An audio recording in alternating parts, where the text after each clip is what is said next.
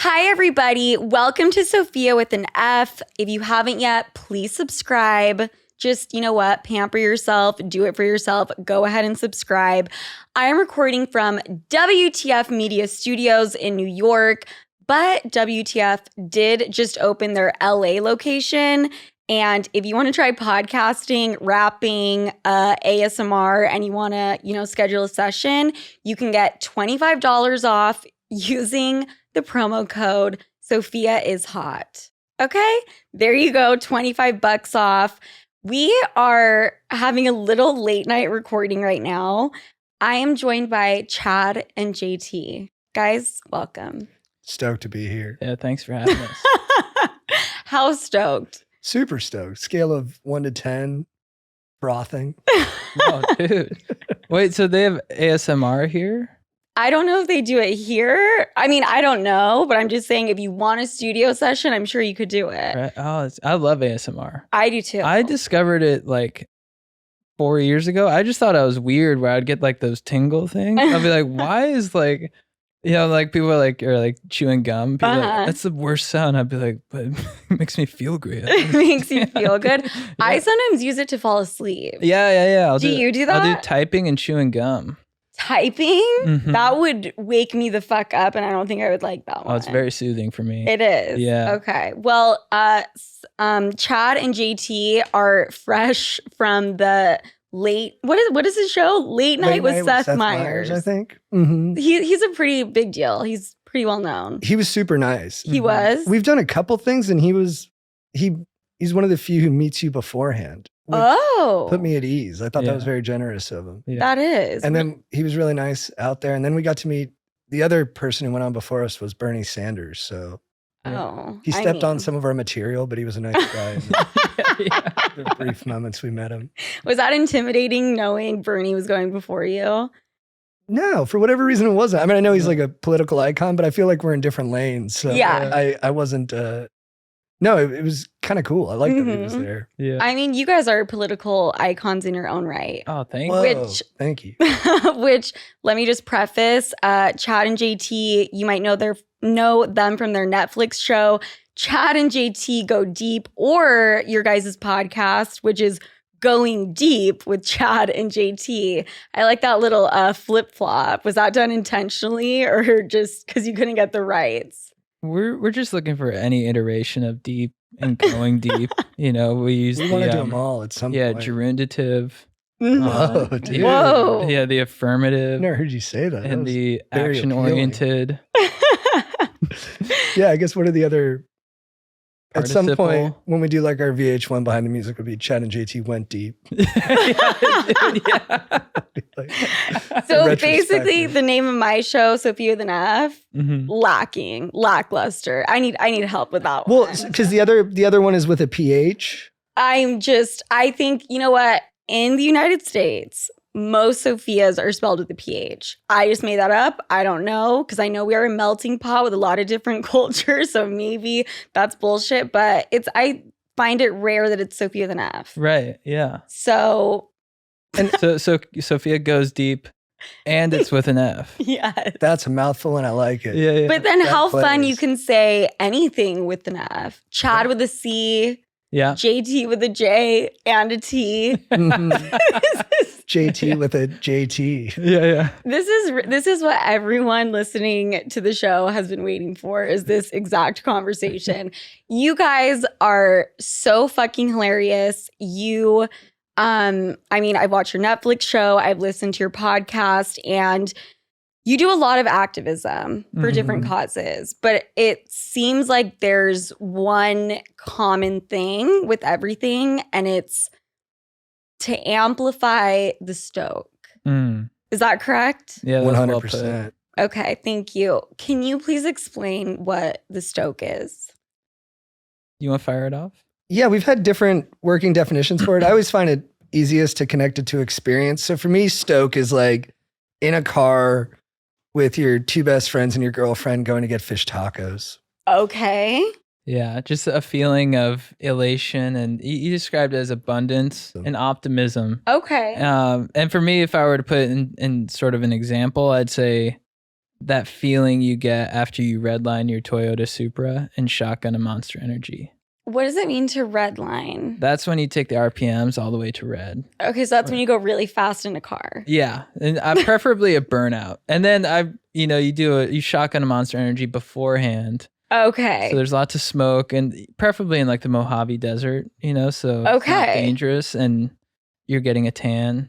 That's specific as fuck. Yeah. But overall, I mean, you're the fish tacos, you're within the Mojave Desert, but Stoke, overall, it's like a sense of well-being. Yes. Yeah. And I think it's like whatever your demons are, whatever you grapple with day to day, it's like a reprieve from that. It's like whatever psychological funhouse is playing with you, it just kind of disappears and you're just present in all the good offerings of the world. Wow. Yeah. And I think too, especially like in recent years, it feels like the collective energy level of just most people in the niche has been low. The niche. Yeah. And so I think our whole drive is just to lift people back up, because you get caught in the minutia of, the economy, taxes, inflation. Who even knows what these things are, but they're bringing people down. Subconsciously, right? Maybe we don't even notice, but there's an energy that's affecting the Stoke. Yeah. Okay, I feel that. And on the topic of mental health and how we're feeling as a society, you guys recently went on Jimmy Kimmel, and I do want to offer my condolences. You had a friend pass away. Yeah. What was Froder? Our buddy Froder died. Right. And can we talk about that a little bit? Let me see here. He passed away due to too much stress. But if I were to quote you guys, it was he OD'd on the grind. So after he passed, we didn't know what had happened. He had a aneurysm, which is something that happens in your brain. Where it explodes. Your brain explodes. And we were left with a lot of questions because we don't know how one of those things just comes about, especially in a young, healthy man. Right. But then we did a deep dive into his Instagram likes, and it was all just like work all day posts, got to be on your grind posts. And it kind of gave us a roadmap of his brain. And we're like, dude, he never partied. It'd been like 8 years since he partied, since graduation. And he was so committed and focused to winning in his career that he forgot to let loose and rage. And things like going to Vegas, Miami, Dubai. And he ended up. You missed Mykonos. I've never been. Where is that? I don't know. All I've heard is it's the Jersey Shore now. It's a New Jersey Shore. Ooh. It's in Greece somewhere, New Jersey Shore of Greece. Whoa. Oh, I'm looking forward to that. Which sounds fantastic. Yeah. The Greek shore. That'd be cool. Yeah, and I think too, it's like we're like inundated with like the grind. You have like Mark Wahlberg waking up at 2 a.m., Gary Vanderpump producing tons of content, and then Dwayne Johnson just busting it out on his elliptical. And it's like the grind is important, but you can grind yourself too hard. And one thing is like we changed the oil in our car, but what about our domes? Yeah. And so it's like we came up with sort of a prescription for this to like, release the valve and let the stress out, which is trips to Vegas. Trips to Las Vegas. Just that's the answer. Yeah, just clear your hopper. Just get all that stress out on the dance floor, at the tables. We went to Life is Beautiful Music Festival and we brought Froder's ashes. We had the ashes crowd surf. Did you spill them out on the crowd, or was he in a container contained? He was pretty sealed up in there, but there was a moment where we met some cool frat guys and we're like, hey, we'll give you a handful of Froder to take back for a to handful LSU. of Molly. And they sent us a video of them snorting them. Yeah, and we and sort of like part of it too is like indulge in kind of what's naughty, like eat lots of pretzel bites. Drink booze. It may seem counterintuitive, but doing Adderall in the bathroom can be good for you. Right. It's a way to let loose. And I think, I'm a huge advocate for mental health on this show. And people always talk about yoga, therapy, getting enough sleep. Come on. And we do all that. Okay. Yeah. I'm like super therapized. I got right. But that's not if we're going to really like put it on a scale, it's the trips to Vegas. And you need balance. And my therapist encourages it. That's actually how I knew Gary was my guy. Because I was like, Gary, what do I do about this stress I'm feeling? He's like, you got to go fucking rage in Vegas. And I was like, this guy gets it. Are you referencing Gary Vee? No, Gary Penn. Okay. I thought you were saying. Shut out. I thought you were saying Gary Vee was your therapist. That would be pretty hilarious. You need to stop being a fucking bitch. Yeah. You need to focus up and you need to get out there and crush. Okay? What are you even doing, JT? Imagine just saying Gary Vee is your therapist. Like, yeah, he posts videos every single day. I watch all of them. Like, I'm in therapy for sure. Has he talked about sadness before, Gary Vee? Does he experience that or no? I think he has, but he'll only talk about it for 0.2 seconds. And then it's... And as like a past tense experience, right? Yeah. Like, I was sad for like a moment. Yes. And then what does he even do? He sells wine? NFTs. Oh, cool. Yeah, that was one thing I was always confused. NFTs now. He's selling wine first, NFTs, and yeah. I think there was a huge gap in between those. No, I love Gary. He's the best. Oh, yeah. But saying he's your therapist that'd be dope. I wonder how much it would cost per session. So this trips to Vegas thing, it's like you can unwind, and unwinding sometimes means fucking raging and going hard and getting crazy, which I agree with. I totally agree with that. I think some people would disagree with you guys and say partying, alcohol, drugs could be bad for your mental health. What do you have to say to those people? Well, it's all part of the 3 Bs, balance, being there for your crew, and blowing off steam. Balance is important. You got to work hard. You can't work too hard. You can't play too hard. You got to work hard and play hard. Find that middle ground, be there for your crew. There's people who, there's people who go to Vegas too much. You got to look out for them. Be like, hey, you need to cool it.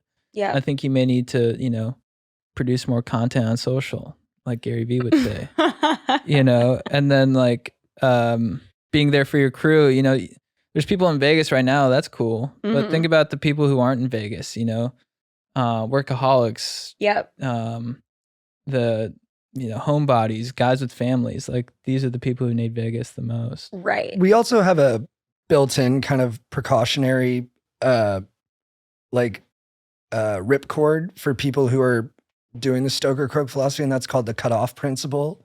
And that's when you're partying and you see someone look at you like this, you stop. I'm going to need you. Well, to people who are listening and they can't see, the eyes are basically shut. It's like when someone looks at you and they're just like, you're a mess. You're too fucked up. You just bumped into me. I don't know you. Get it together. When you get that look, you have to have the wherewithal to be like, I'm going to stop there. Yeah. Okay. I fully support that. There's balance. It's not like, just go rage your face off and that's going to solve your problem. And that's why we also encourage people to do it, because we're encouraging hedonism, which is the pursuit of pleasure, but it's not self-pleasure. We want people to do this with their crew. And I think your crew has to be responsible and mindful and keep an eye out for you. Okay. And how do you establish who your crew is? It's a good question. We're kind of seeking that out right now, like trying to figure out crew dynamics on a level where other people could apply it. I don't know. How do you think you find your crew?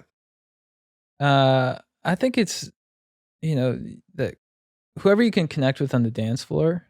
Okay. I'm like my buddy Zach. We were at the Zed show, and I just saw him. He was like hammered, and we every time we'd connect, he'd be like 30 feet away, and he'd just be like doing this. Okay. And I'd just like lock eyes with him, and I was like, "You're part of my crew." Right. I think that's a good measurement. I think that's a great one. Yeah. So for people, because I get asked this question all the time, for people who are having a hard time, making friends, or they move to a new city and they can't make friends, go to the club. Yeah, dance it. Yeah, dance it out. Yeah, and find your crew, find your people. And I think with all those things too, it's like if you're chasing it too hard, it kind of evades you. I talk about the unicorn parable, which is like these dudes were chasing for a unicorn and they went into the forest and they're like, we got to find the unicorn.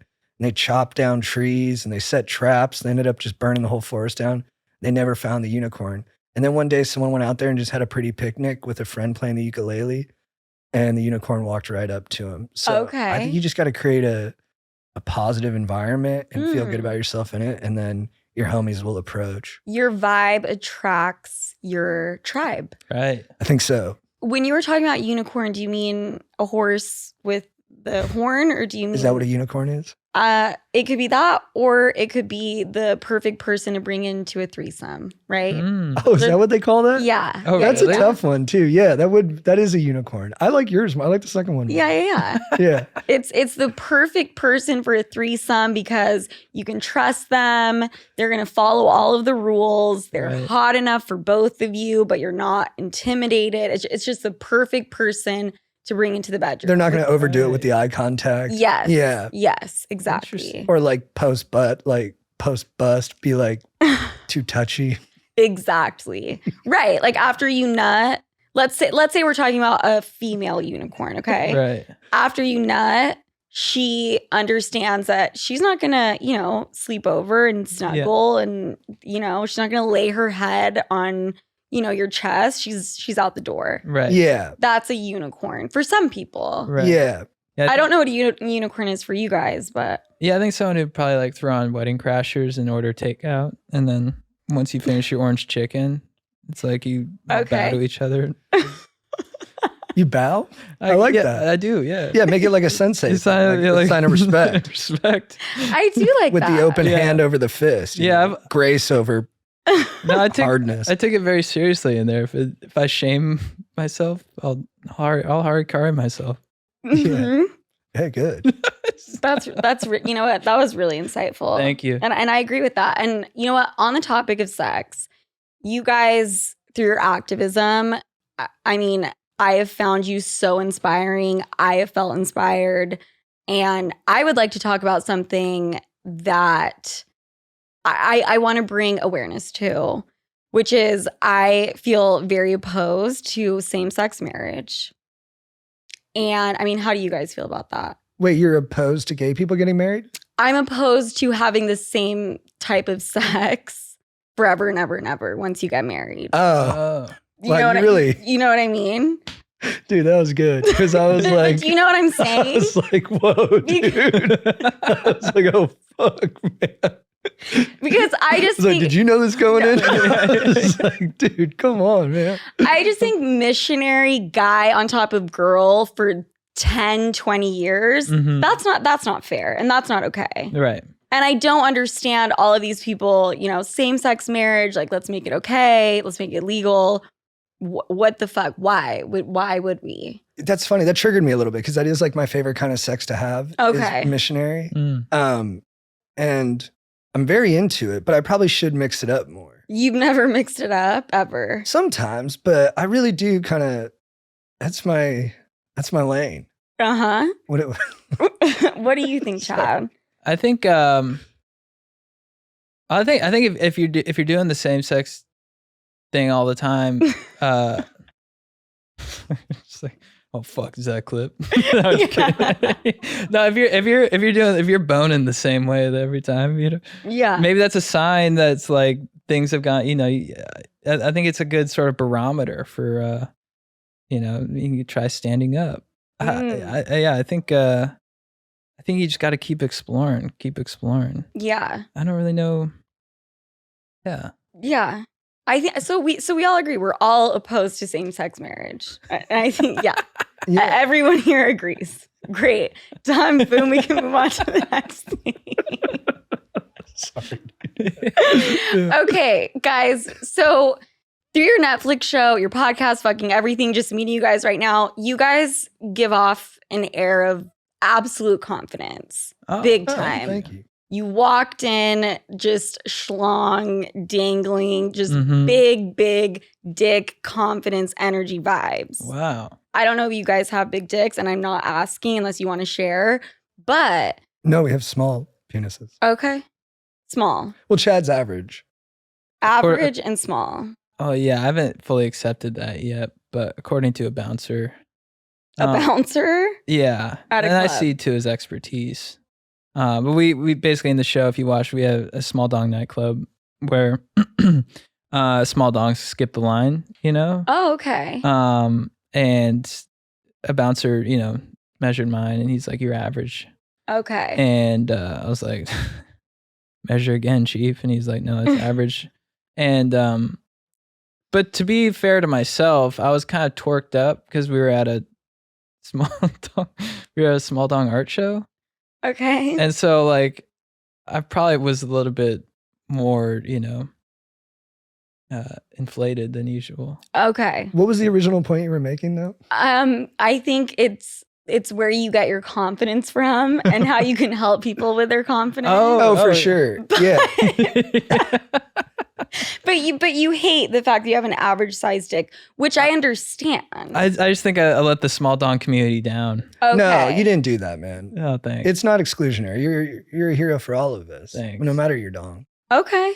I told him that one time. I was like, look, small dong or porn star piece. I love you the same. Thank you. Well, you know what I think? I think if you have a small dong, that's how we refer to the penis, dong, right? Yeah. I think if you have a small dong and you can be confident as fuck knowing that you have a small dong, Mm-hmm. that's the sexiest, most confident type of man you can be. Yeah, I think confidence is the key with a lot of things. Mm-hmm. It can make up for shortcomings or short penises. Right. Right. 100. Absolutely. So do you guys have any advice for people who don't feel confident? Not because nothing in relation to their dick size. Mhm. Just aside from that, this could be for women, for men. I'd say I struggled with confidence when I was younger, and I was Mhm. really, really shy. Mm-hmm. And I think for me, it was just sort of putting myself in uncomfortable situations a lot. Mm. And I mean, that's been the biggest thing for it. First off, I found something I love to do, activism, and I just went, full throttle into that. And then through doing that, we found ourselves in sort of uncomfortable situations, like in front of a city council or like Right. talking to, politicians and stuff like that, where it's like, it just forced me to break out of my shell. Right. And to, and so only through really experience and also just reading, books on sort of like, things of like stoicism and stuff like that. Okay. It's just like helped me to find that place where now I feel comfortable in any Got it. situation. So putting yourself out there and reading books on stoicism. Yeah. Can you give me an example of one of those books? Ryan Holiday. Okay. Is that Robert Greene's friend? Yes. Yeah. Okay. He has books like The Obstacle is the Way and Ego is the Enemy. Okay. Which I've found great. Okay. Yeah. I find your answers so interesting, Chad, because I did kind of stalk your Instagram, Mm-hmm. and you said kind of a surefire way to feel confident is to refer to yourself as daddy. Mm-hmm. And that was kind of like the key. Yes. Do you still stand by that? Absolutely. Okay. If I've been calling myself daddy for about 5 years now. Okay. And look where it's got you. I mean, you're living true. I am daddy. Yeah. And then, like, no one can deny it. My local baristas know it. Mm-hmm. My parents know it. Yeah. My parents call me daddy. Okay. Everyone calls me daddy now. Your dad calls you daddy. Yeah, I've heard them on the phone together. And when they say goodbye, Chad's like, say it. And his dad's like, say what? He's like, say it. You know what to say. And his dad actually has a pretty deep voice, but his dad's octave will change and he'll go, bye, daddy. Yeah. Okay. Like, it was nice talking to you, son. And you say that to him. Mm-hmm. What about you, JTD? Are you using the daddy thing? With the confidence thing, I agree. I think patricide, like dominating your father, is kind of the key, is flipping that power dynamic. If you can own your dad and make him subordinate and son, it's impossible not to have confidence after that. So yeah, I'm perpetually looking for ways to punk my father and make him my bitch. Mm-hmm. Yes. And, I found great emotional fulfillment from that. Mm-hmm. Good guy too. Yeah, Good your kid. dad. He's a good kid. Yeah. And I think correcting people too, they'll try, you're at the DMV, Mm-hmm. you're at the doctor's office appointment, they try to call you by your name. Right. And you're like, that's not my name.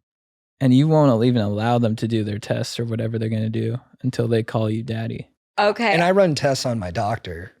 Like he's like, hey, we're going to scan your stomach, see if you got like a kidney stone or a bug. And then I'm like, I'm going to scan your stomach. Yeah. And I flip it on them. And in that moment, when you flip like the power dynamic on a person of stature like that, again, you walk out of that room, doesn't matter the size of your dick. You're feeling good about yourself. You're 10 feet tall and bulletproof. Wow. Okay. So people who kind of have like that level of stature or are in that type of authoritative role, just flipping it around on them. I won't even tell you what I did to Bernie Sanders today. I think you need to share at this point. Did you tell him to call you daddy? I did. I said, nice to meet you, Senator Sanders. And he said, JT. And I said, it's daddy, son. And then he said, excuse me? And I said, I'm daddy. And I look out for the proletariat. You don't. That's fucking crazy. It was nuts. That's insane. Everyone was looking at us sideways, and thankfully I had Chad there, and Chad backed me up and also dominated him and was like, hey, no, this is like part of the process. Yeah. Yeah, I went in for a handshake. He came in for the handshake. I went in too, but I juked him and I tapped his dode. You tapped his what? His balls. Dode. Okay, so he went in for the handshake. You averted it. Tapped and then his bell end. Did you backhand his balls or front tapped the balls? Underneath the balls? I just the front. And I was like, how's that for free college? Okay, got it. So you guys made Bernie Sanders your bitch today. Yeah, he knows who daddy is. Yeah. He knows who the daddies are. He's a good guy. He's a good kid. He's a good kid. He's a great kid. Okay, wow. I mean, the shit I'm fucking learning, I had no idea. This is incredible. I want to move on to listener questions. So these are questions that my listeners have written in that have been catered to you guys a little bit. Whoa. You know? Oh, cool. Because of you guys turning Bernie Sanders into your bitch and just basically turning everyone in your midst into your bitch. And in terms of Bernie, that goes both ways. Like if I see Ted Cruz, he's going to call me daddy too. Yeah. Okay. Yeah. Yeah, it's not partisan. Right. Yeah, they're all my kids. Yeah. They're all good kids. All these bitches are your sons. I mean, I have my favorites. Style. Yeah. Like, no, we're not picking political sides. No, I like, do I have a little favoritism towards Elizabeth Warren over Ted Cruz? Yeah, but they're both my children. They're both my bitches. Yeah. Well, the entire executive branch, they know who daddy is. I feel so bad saying that. I'm like, I'm being naughty. Yeah. Okay. Yeah. So if I walk into the Congress, I'll slam the gavel and they'll be like, daddy's here. Okay. And then I'll just, exonerate my buddy, Chud, who, I don't even know what he did. Okay. How often do you have to correct people and let them know I'm daddy? The first 3 years were tough.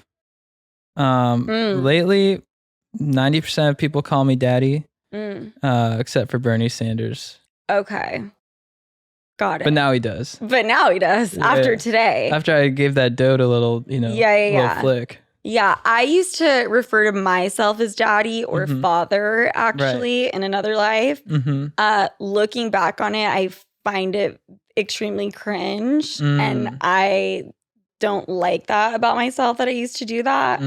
But you know what? I think it's working for both of you guys, Thank you. Thanks. Yeah, it could be a phase. Who knows? Yeah. But it's working out very well, it seems like. So far, yeah. Yeah, it's been great. Okay. I'm so glad we established that. Guys, if you are not feeling confident, I don't care if you're in the bedroom, at a job interview, daddy. Put daddy on your fucking resume and that's it. Yeah. Yeah. Okay. That's on my resume. Oh, it is. It's on my CV. Yeah, I got pulled over one time and the cops like driver's license and I handed him a Post-it note that said daddy. And he drove off. And you didn't get a ticket and you showed him who the fuck is boss. I gave him a ticket. On a second Post-it note, yeah. You just wrote it. I just go, you're fired. Stop wasting my time. Yeah. You're wasting taxpayer money. Yeah. Okay, guys, let's jump into these fucking questions. I don't have that much time left with you, but these are fucking fantastic. Okay, question number 1. Hey, Sofia, Only 2 months of summer left. Girlfriend or boyfriend, pretty sure summer is over, but we're just going to let that one slide. Only 2 months of summer left. How do I pretend to be a Republican to get on somebody's boat? Good question. That wasn't the whole question. I'm kind of kidding about the Republican part, but not the boat part. Should my friends and I start drinking at yacht clubs? How do we get the plug? Way to get on a boat. Mm-hmm. Where's she writing from? Is she... You know what? I don't have that info because these are anonymous questions. That sounds like an Orange County question. I would like to know why you would need to seem like a Republican to get on a boat. Yeah, I might skip that part. And then if I was like in Newport Harbor and I was trying to get on a boat, I think I'd act stranded in the harbor. Ooh, so great. Be on a paddleboard, break your paddle, and then be sitting out there and just kind of have your hands up. Yes. And then someone on a boat. Most people are nice. They want to bring more people onto their yacht parties. So just wait for someone to pass by and just kind of look marooned out there. And then hopefully someone offers you a lift. And then be good company once you get on the boat. Okay. That's genius. And if she needs some Republican jargon, they're all into real estate. So say things like, sorry, I was busy. I was working on an investment in an opportunity zone. And then I think we're going to do a 1031 exchange. Investment in an opportunity zone. That is some shit right there. Yeah, just learn a couple like real estate phrases. And then you're ready to go. You're on the fucking boat. You're through the door and then it's safe after that. That's absolutely genius. Act stranded. I like that a lot. I like that a lot. I mean, you just fucking killed it, daddy. Whoa, thank you. There you go. Okay, next question. Bernie? Did you hear what I just called JT? Daddy. It's daddy from now on. All right, next question. Hi, Queen. I have a red flag debate. Do we think it's a red flag for a guy to own a vibrator? Like, is he just super sexually open and cares about a woman's pleasure? Or is he a fuck and that's his ex's vibrator that he doesn't clean properly? Well, no, it better not be his ex's vibrator. That's breaking some kind of rule. You can't use the same vibrator. Is it? I disagree. I have to say I disagree. That you think if you got it, keep it? I think if it's, like the rabbit, the magic wand, I mean, those can be pricey. And I think once you disinfect it, and I think there's kind of this period of time that needs to go in between. Like you couldn't have just used it on a girl the night before. That's not okay. Yeah, it seems like a UTI or something. Yeah, something like that. But I think if there's enough time in between and the right sterilization of the toy, then I think it's okay. I think you have to spiritually cleanse it too. Like, yeah. With crystals, if there's a full moon, you put them in the full moon to recharge them. You put the vibrator in the full moon and then you sage it. And that'll clear it of any negative energy from past relationships. Right. And then you dump it in barbicide.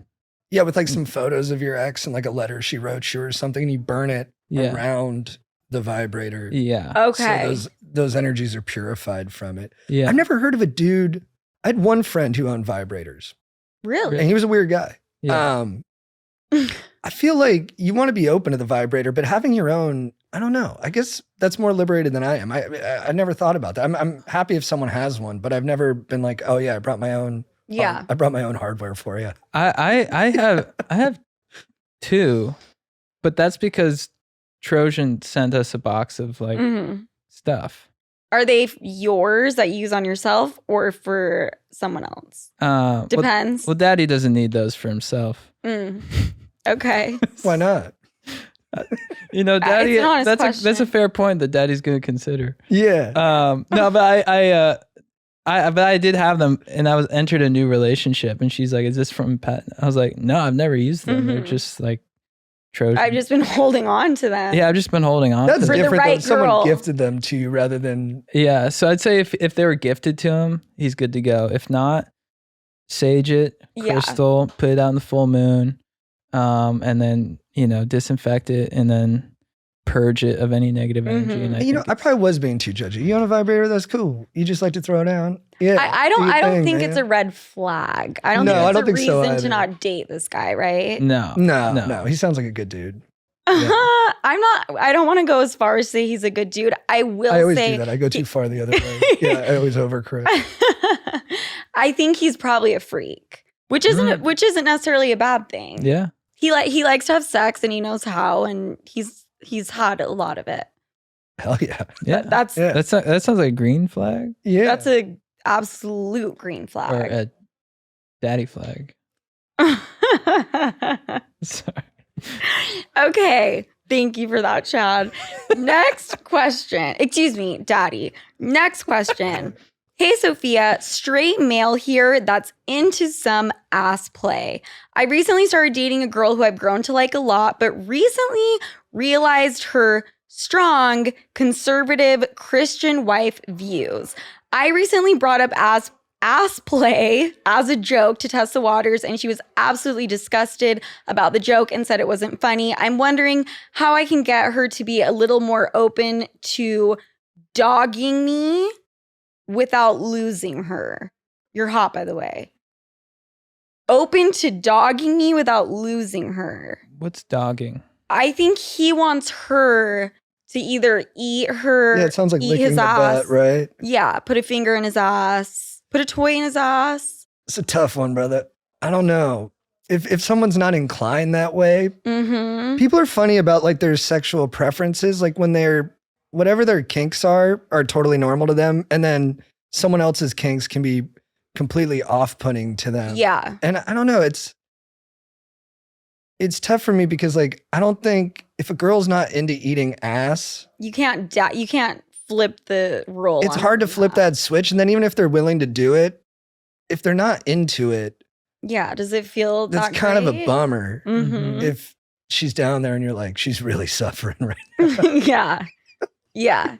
Yeah. I feel like you can't, if you're either into ass or you're not. That's what it is, right? Yeah. That's a really tough one, brother. Interesting. You're either into ass or you're not. And there's no in between. I think so. Okay. I mean, maybe for some people that are open to it. But I feel like, yeah.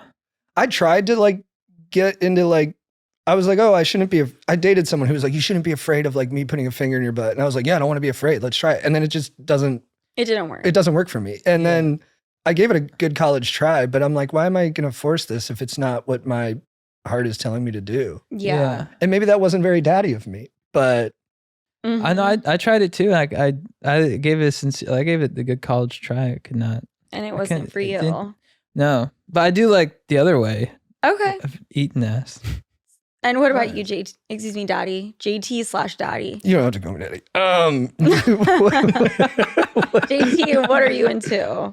I'm mostly a vagina. A vagina just guy. The front. I like the front. Okay. I like, pushing the envelope a little bit, but it's like more like teasing. I'm not. Okay. I've never had anal sex, and I'm actually not that interested in it. Okay. But I'm very like supportive.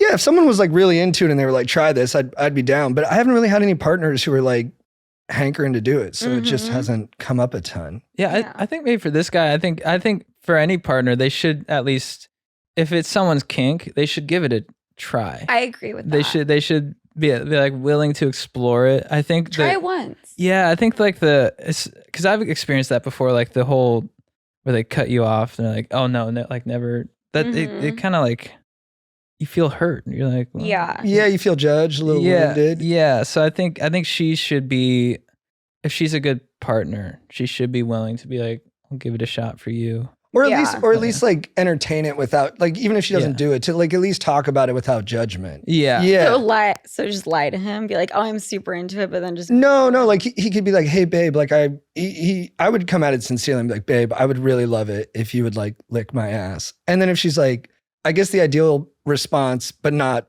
outcome, is that she would be like, honey, I love you so much. I support that you want to have your ass licked. I am not an ass licker. And then he's like, okay, babe. And then they move on to the next thing. I think that is really, really smart. Don't kink shame. That could be the worst thing you could do. Yeah, don't make him feel bad for being into something that's not bad. Right. It's just not you. I think, if he's like, babe, I think you should try dogging me. Yeah, the dogging verbiage they used in this question kind of threw me for a loop. I mean, you guys are all with like the vernacular that's cool. Mm-hmm. What does dogging mean to you? Does that mean a girl playing with your asshole? To me, it sounded like what's the thing with the strap on? Pegging. Pegging. Yeah. Because I don't know why dogging would be eating ass. You don't think you just imagine a dog like licking? Oh, dude, that's true. Yeah. Because when I heard it, I just pictured a dog like lapping something up. Like, okay. Don't cut to that. Stay in the wide there. When I heard dogging, I thought dodging. Like dodging his. But that's not. I don't think that's what it is. I think dogging is some type of ass play, which I would just like to say. We don't know what he wants from his girlfriend, right? Because it's one thing to kind of be giving a blowjob and, play with the taint a little bit. It's a totally different thing to put a strap on and actually fuck him, Mm-hmm. Agreed. It's a couple steps above. Yeah. It's a big ask. It's a big jump. Yeah. From one to the other. Well, and how big of a deal do you think that is if he's like really into it, but she's not? Like, how much value should he, like, how important should that be to him that she's willing to do that? I guess that's. I don't think he should be able to put that much value on it. Honestly, if their sex is great besides that one little thing, then. That's the thing with any partner, you're not going to get 10 out of 10 everything you want. No. But like if they're cool and you love them and it's like 8 out of 10, I think, you roll with that. Yeah. Or if the ass thing is that important, what are you willing to give up, Right. Maybe like, okay, like his personality isn't great, but you get the ass. Or I'm sorry, her personality, not great, but she's eating your ass all day and you don't even need to talk to her, so like it doesn't really matter. Yeah. You can give things up to get the things you want, but not everyone has to have every single thing. Yeah. Totally. So he needs to assess his values and be like, where does ass rank? Yeah. He should talk to his dad about it. Yeah. Yeah. Dad, I got an issue. Okay. I love Lucy so much. She's the woman of my dreams. And I really see us having a family together. But Dad, she won't dog me. Son, what's dogging? You know what dogging is, Dad? No. Well, it's like she won't lick my ass, Dad. I thought this was when she fucked your ass. No, that's crazy, Dad. Oh, okay. No. When you guys, I mean, this just brought up a fucking great point. Do you guys ask your dad or your mom for questions like this? Both. You sit them down together? My parents are pretty freaky, so they're, I feel very comfortable with both of them. Yeah. How do you think your dad would respond in this situation? I think he would tell me to, focus on my career or something like that. Chad, what about your parents? I think I'd go to my dad. You'd go to your dad? Yeah. Okay. We're all a little bit more kind of closed up, I think. Okay. I talked to my dad one time about, because one time I talked to my dad about sexual stuff one time. And sex. Yeah, I was like, Dad. I was like, Dad, it's Daddy. And I'm like, I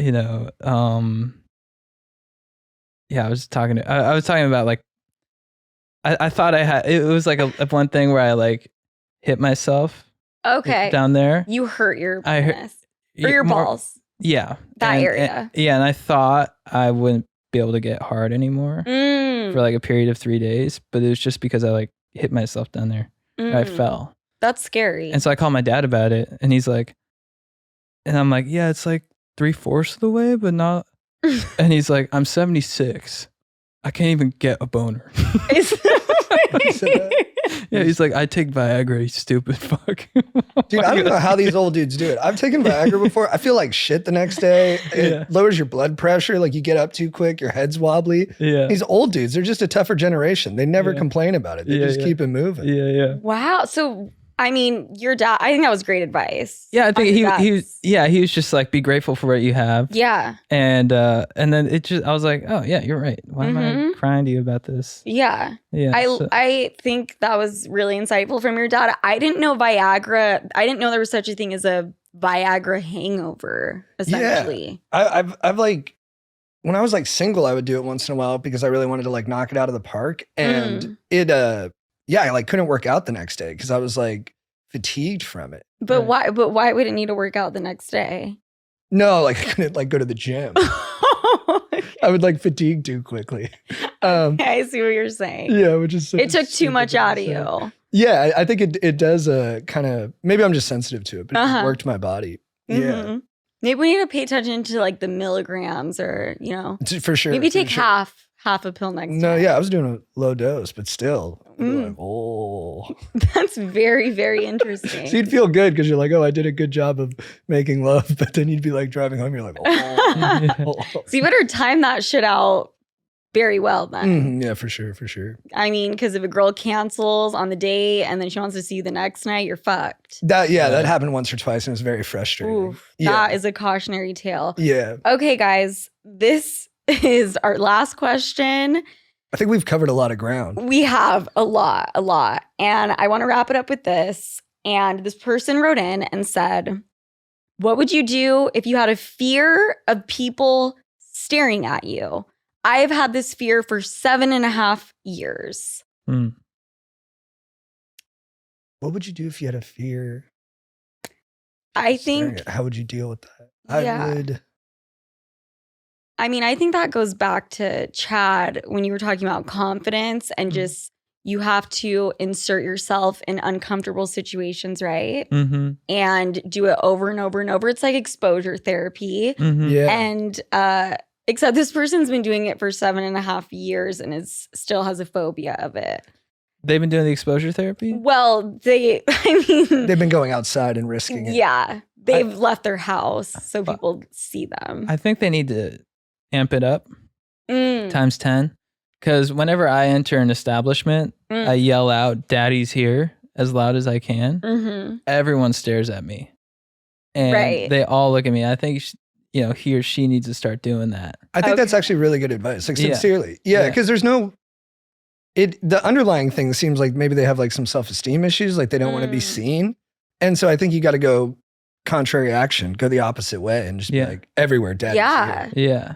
Maybe be a nude model for an art class. Whoa. And they can paint you and you have to just stand there naked for hours on end. And you got to be still. You got to be still for like 7 hours. You can't move. That would eradicate it for sure. That's tough work. Yeah. Yeah. I think that's really, really good. If you're worried about something, it's go the extreme route. Yeah. I have a severe fear of heights. What do I need to do? Bungee jump. That's what I need to do. I like that. I like that. That's how you beat the universe down. Yeah. You just do the extreme, the complete opposite of whatever you're scared of. Totally. 100. I'm also scared of sleep and I have insomnia. So just don't ever sleep. Just stay awake constantly. Why are you afraid to sleep? I don't know. I think I just got in a really bad habit of staying up till 4 or 5. And then I just kind of lay in bed. And then the second the sun starts to come up, game over. You fall asleep? No. Oh. I'm like, the day is here. Let's get going. Do you put a lot of pressure on yourself? Like when you're in bed, are you like, fall asleep? Yes. Big time. Big time. Do you guys have problem with sleep or no? I do. I wake up really early. I just like naturally wake up early, which is tough. Is like if we're doing like stand up or something, because then if there like a show goes till like midnight and stuff, I'm like I'm gonna wake up at 6 or 7. How do you do that? Just on the dot every day? Yeah, and then I just sort of I'll request to go up earlier and stuff. I'm just pretty diligent about going to bed early. But also too, if like I have a stressful day coming up, I have a tough time going to sleep. Okay. Which is that same kind of anxiety. Yeah. Which in that case, I'll just, if I'm feeling anxious about falling asleep, I'll just be like, "Who is daddy? I'm daddy," and I fall asleep. Right. Right. It's that daddy mantra. Yeah. It's fucking good. I'm gonna try that one tonight. I don't think mommy has the same flair, right? I think I'm like, mommy, like you got this. This is mama's bed. Mama words. No. I could see myself saying that. Yeah. Yeah, I like to gender bend it a little bit. Yeah. Like if I walked into like, crowded Whole Foods, I was like, Mama's here. Yeah. I like that. There's something empowering about it. Yeah. Yeah. Also, I was thinking like, because you believe in God. Mm-hmm. So like when you pass away and your spirit transcends this. When you float up to him. Yeah, this, corporeal existence. When you see God, what's going to be the first thing you say to God? Oof, that's a loaded question. It's going to be the first thing I say to God. Because I think, yeah. Who's daddy? Exactly. Are you saying that too? I know, yeah. You guys are both saying that to God. And we're going to die at the exact same time. Yeah, so we're just going to go up there and at the same Okay. time say. We're going to look at each other, sort of like a let's do this. Who's daddy? Who's daddy? That is, you know what? That is just a fucking testament to how confident you guys are. Because, I mean, it's one thing to tell Bernie Sanders that shit. Yeah. To tell God when you reach the gates of heaven, hell, where are you guys going? But we only got here through meditation and reading. Okay. Can you imagine tapping God's dode? Whoa. The celestial dick tap. Well, if it's God, I assume God has both a dick and a pussy. Yeah. Mm. It's like the alien from Aliens. Right, yeah. It's phallic and vaginal. Right. Simultaneous. Yeah. Wow. Guys, what a note to end this episode Are we done? on. That was fucking, that's something to chew on after this episode is. This might be the weirdest podcast we've ever done. I got to say, this is probably the weirdest podcast. That's what happens when you leave the Seth Meyers show and you touch Bernie Sanders' dode and you're recording late at night. I mean, that's just like that's it was the recipe cocktail for this type of episode. Yeah. Chad, JT, thank you so much for coming on. Where can they find you guys? Where are you next? So we're going on tour. You can see our tour dates at chadandjt.com. Mm-hmm. I'm Chad Goes Deep on Instagram. You're JT Par 14. Yeah, and Chad and JT Go Deep on YouTube, and Chad and JT Go Deep on Netflix. Okay. That's the big one. Check and then Going out. Deep with Chad and JT is the Oh, the podcast. Yeah. And then what's the TikTok? Chad and JT. You guys got that TikTok? I don't believe it for some reason. No, we got it. Yeah. Chad and JT. Yeah. Okay. If anyone's confused, I would just Google Chad and JT Go Deep or something about being deep and you'll find them. Yeah. Yeah. We'll figure out a way to streamline all these names. Yeah. So that they all kind of fit together. Yeah. Yeah. And I'll post, I'll post the links so they can find you guys. Oh, that's very nice of you. Thank you. And you guys know where to find me, Sofia with an F, Franklin with a Y. And on TikTok, it's Sofia Franklin and the number 0. All right, sleuths, Chad, JT, you guys are fucking hilarious, amazing. And sleuths, I will talk to you next week. Bye.